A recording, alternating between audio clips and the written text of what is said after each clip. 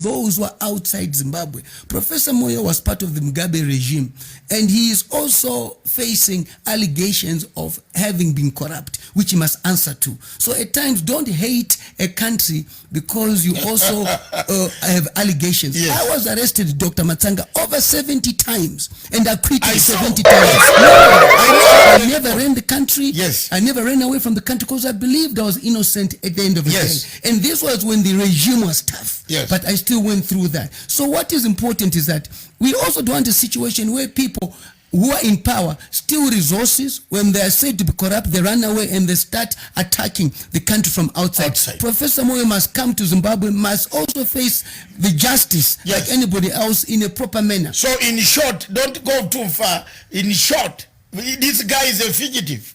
Oh, you've got to understand that. Yes, he's running. Professor Moyo is all the time on Twitter.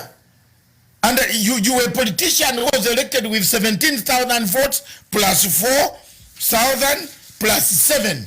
That's not only constituency. You have a right to stand and say, why should Professor Jonathan Moyo be in a comfort and write Twitter to incite Zimbabweans to pick guns?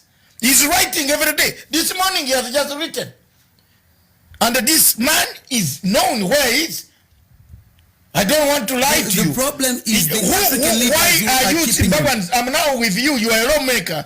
You should go back to parliament, seek extradition of Mr. Moyo. Seek. You are a member of parliament. You are representing people. Change the law and extradite Moyo. Ask SADC, East African Community, IGAD, that when you see this negative force, bring him. You are not doing it as Zimbabweans. And you see now all of us are helpless. And something is coming on our streets, which will kill your employment, which will kill your values, your property. There are people there. The foreign forces against you. And I'm telling you now today, brother, if people haven't told you, there are many. There is Johnny Carson's, there is Jeffrey Smith, there is Kofi Annan Foundation. I'm naming for you. There is the French intelligence, DSGE. It is working against you as Zimbabwean who fought, who went to prison so many times in order to get this freedom, even to talk today. But what do you say about it? We must also understand one thing, Dr. Matsanga, that we cannot allow countries to be used as safe havens for criminals.